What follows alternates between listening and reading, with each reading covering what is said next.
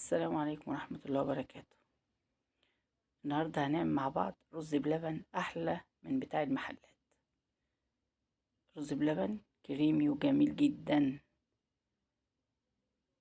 هنشوف إن شاء الله الطريقة مع بعض.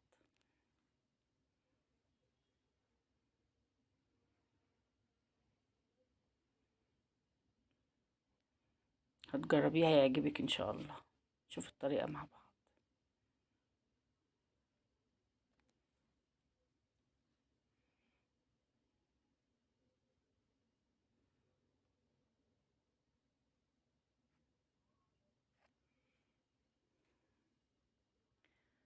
معايا هنا 2 كيلو لبن. هنولع عليه النار وهنسيبه لما يغلي. هنجهز مع بعض 2 كوباية رز.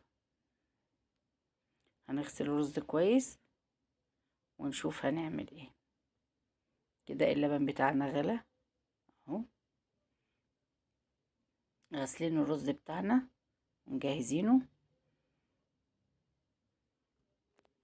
هنطفي النار على اللبن وهنحط 2 كوباية الرز اهو،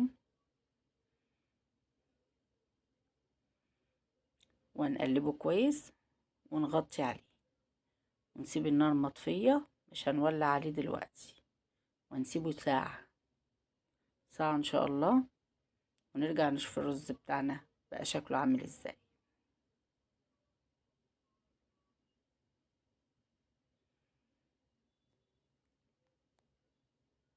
نشوف الرز بتاعنا بعد ساعة. هنلاقي الرز بتاعنا استوى اهو، والنار مطفية عليه. هنولع النار بقى تاني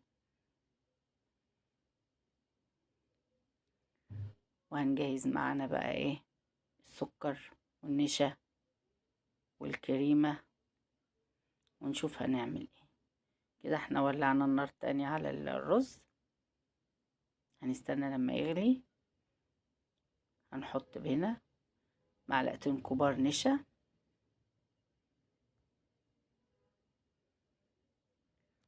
و2 معلقة كبار كريم شانتيه خام، ونحط عليهم كوباية مية كبيرة وندوبهم كويس. ونحط هنا كوبايتين، كوباية ونص سكر، وطبعا السكر حسب الرغبة. انا حطيت كوباية ونص سكر.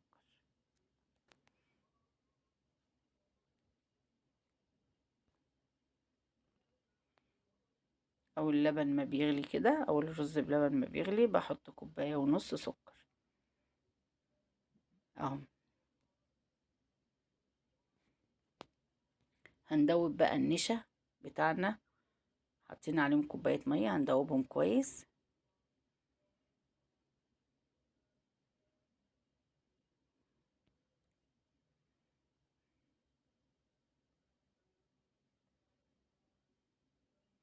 اهو بالشكل ده كده. لما يدوب خالص النشا والكريمة هنقلب بقى السكر بتاعنا.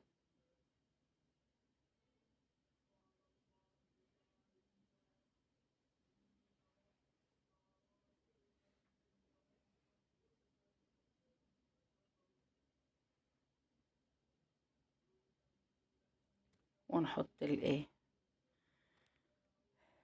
النشا والكريمة اللي احنا دوبناها في المية على الرز بلبن بتاعنا.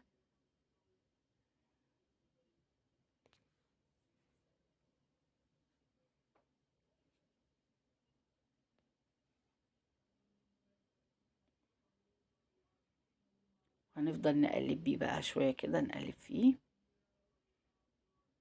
نقلب شوية كده، نقلبه كويس. شوف القوام بتاعه كريمي وجميل جدا.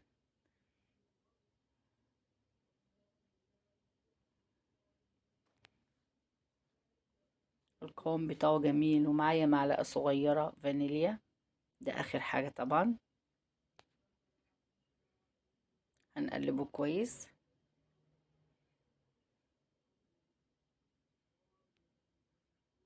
اهو شوفوا القوام بتاعه، احلى رز بلبن ممكن تعمليه وتاكليه.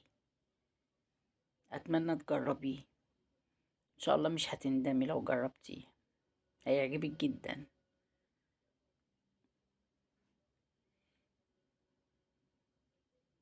احلى من بتاع المحلات.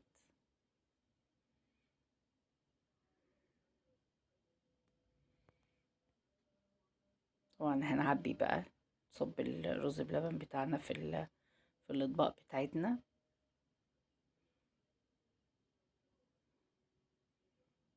اطباق اهي من بتاعه المحلات،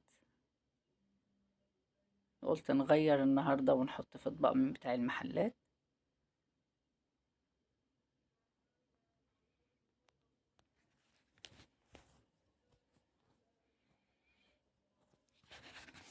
صبينا الرز بلبن بتاعنا اهو بالشكل ده، وتزينيه طبعا تبع ذوقك انتي، طبعا ما انتي عايزة. شكله جميل وتحفة، وطعمه بصراحة هايل. اتمنى تجربوا، والله كريمي كريمي جدا، حلو قوي. هذا الرز بلبن بتاعنا، يا رب يعجبكم ان شاء الله لما تجربوه. وبسم الله معانا.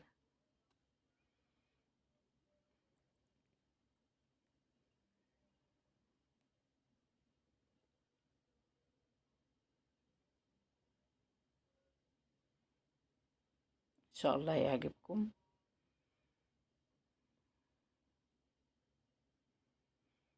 ولو اول مرة تشوفوني، انا قناتي اسمها بسم الله معانا، وبسم الله معانا. والسلام عليكم ورحمة الله وبركاته.